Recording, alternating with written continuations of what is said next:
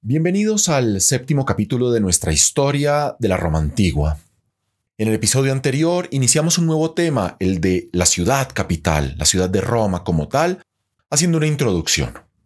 En este episodio vamos a entrar de lleno en el tema de la fabulosa ciudad de Roma, la ciudad más grande e importante de la antigüedad, empezando con un mapa topográfico, un panorama topográfico de la ciudad. Después hablaremos de sus primeros habitantes y finalmente haremos referencia a los famosos límites sagrados de la ciudad, lo que se llamaba en la antigüedad el pomerium. Empecemos con la primera parte, el panorama topográfico. Roma es la ciudad de las 7 colinas, es conocido en el mundo entero, que ninguna, de hecho, supera los 50 metros de altura. La ciudad se funda en la orilla izquierda del río Tíber, a 20 kilómetros de su desembocadura, y era mucho más grande que hoy en día. Cuando uno va a Roma en la actualidad, pues no es un río muy impresionante. En la época romana sí lo era. Al principio, las colinas estaban cubiertas de bosques que dominaban un valle pantanoso, muy importante en la historia de la ciudad, a menudo inundado al final del otoño y la primavera.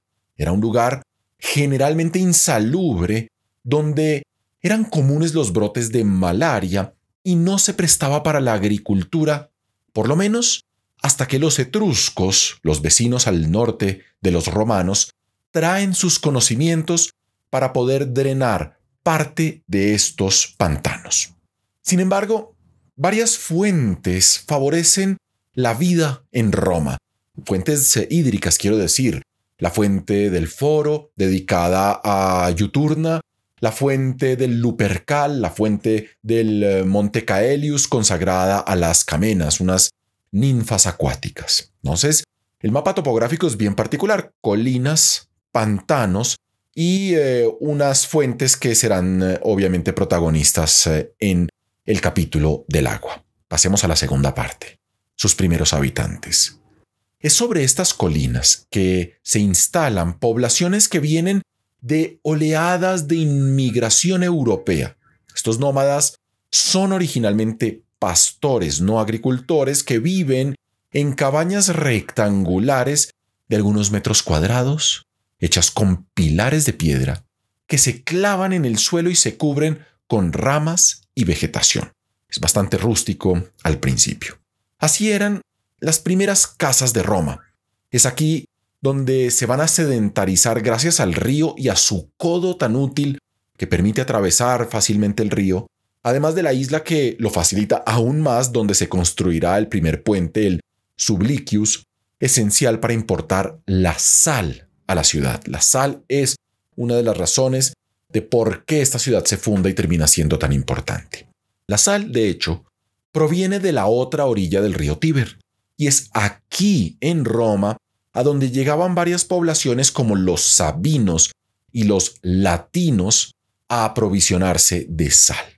El lugar que ocupa Roma es entonces un cruce de caminos económico.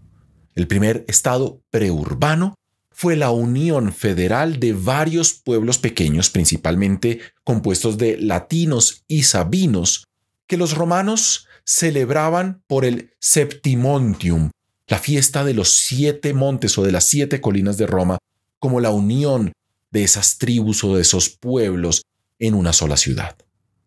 Pasemos a la tercera parte, los límites sagrados de la ciudad.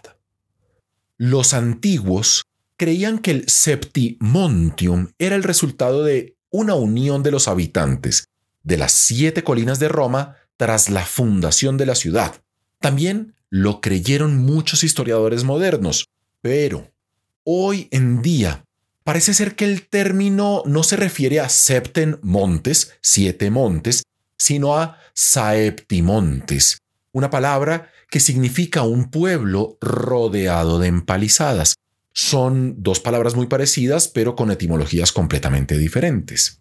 De esta liga primitiva se encuentran excluidos 3 colinas importantes de Roma, que después entrarán a ser parte de la ciudad: el Capitolio, el Quirinal y el Viminal. La arqueología reciente confirma esta leyenda mostrando que al final del siglo VIII, es decir, en el momento en el que oficialmente se funda la ciudad, había un muro que reunía a todos estos pueblos de las colinas en una sola liga.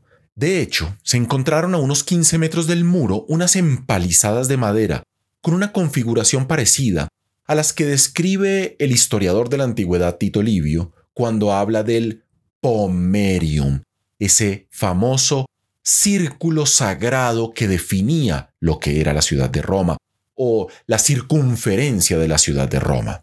Esto significa que efectivamente la arqueología ha demostrado que sí había un límite claro que definía lo que era el espacio de la ciudad, reconocido por la comunidad que se definía por oposición a sus enemigos y a los extranjeros. Esta toma de conciencia corresponde al acto fundador que se describe en la famosa leyenda de Rómulo y Remo.